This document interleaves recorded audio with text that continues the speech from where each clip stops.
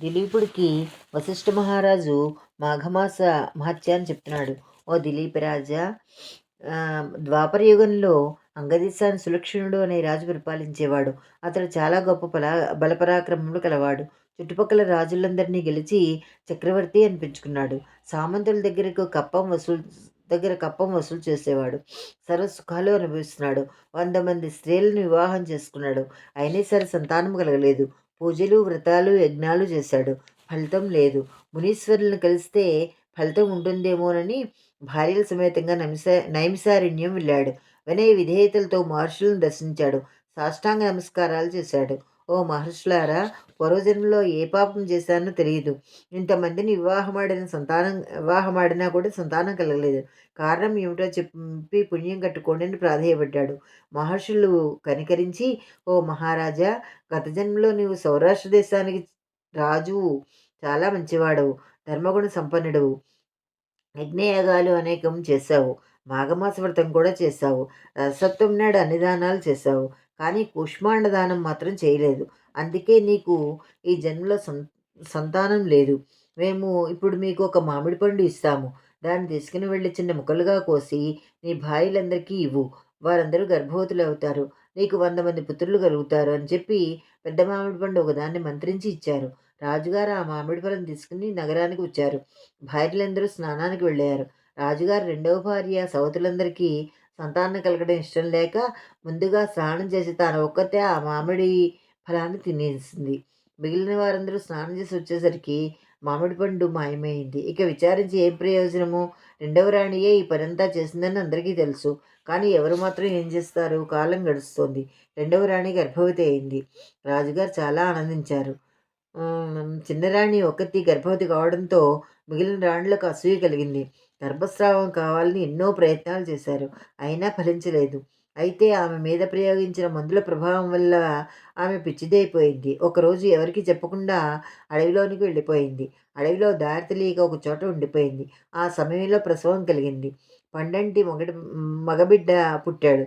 అదే సమయంలో ఒక పులి అటుగా వచ్చి ప్రసవించిన రాణిని చంపి తినేసింది. పసిపిల్లవాడు అడవిలో ఏడుస్తున్నాడు.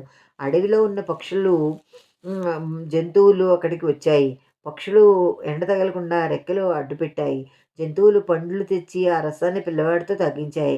కాలచక్రం తిరుగుతోంది. 3 సంవత్సరాలు గడిచాయి. పక్షులు జంతువులతో ఆడుతూ పిల్లలతో జీవిస్తున్నాడు. ఒక రోజున పిల్లవాడు సరస్సు ఆడుతున్నాడు. ఆ రోజు మాఘ పూర్ణిమ పర్వదినం. ఊరి వారంతా స్నానాలు చేస్తున్నారు. ఒక పెద్ద రైతు, అతనికి పిల్లలు లేరు. అతని కుటుంబం కూడా స్నానానికి వచ్చింది.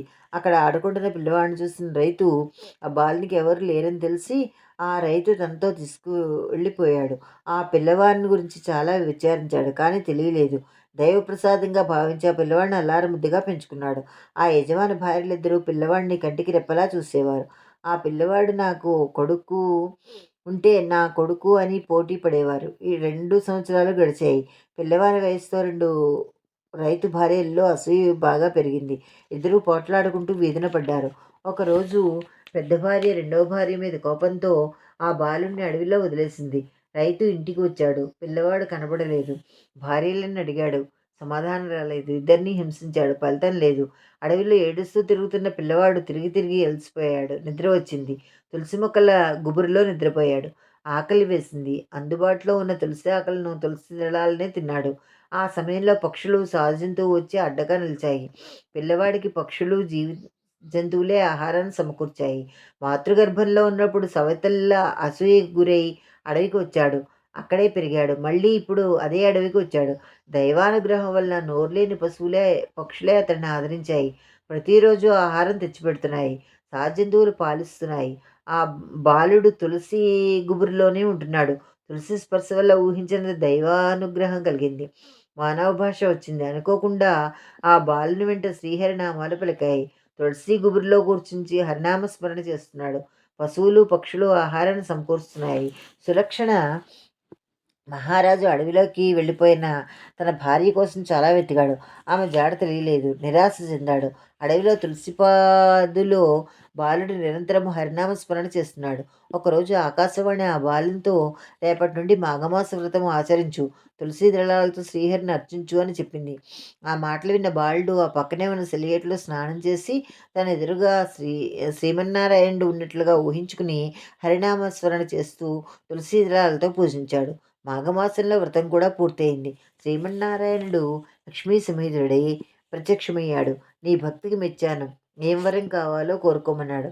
దానికి బాలుడు, స్వామి, ఎప్పుడు నీ దగ్గర ఉండి ఇలాగే నిన్ను అర్చించాలనున్నది అన్నాడు.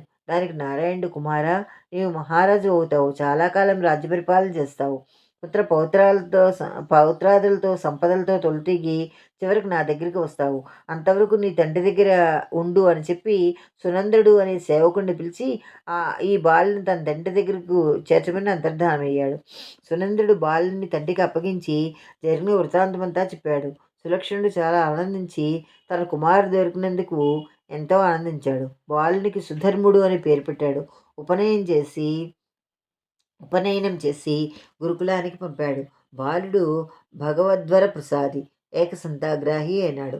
మహాపండితుడు అయినాడు. యుక్త వయస్సు వచ్చింది. తగిన కన్యను చూసి వివాహం చేశారు.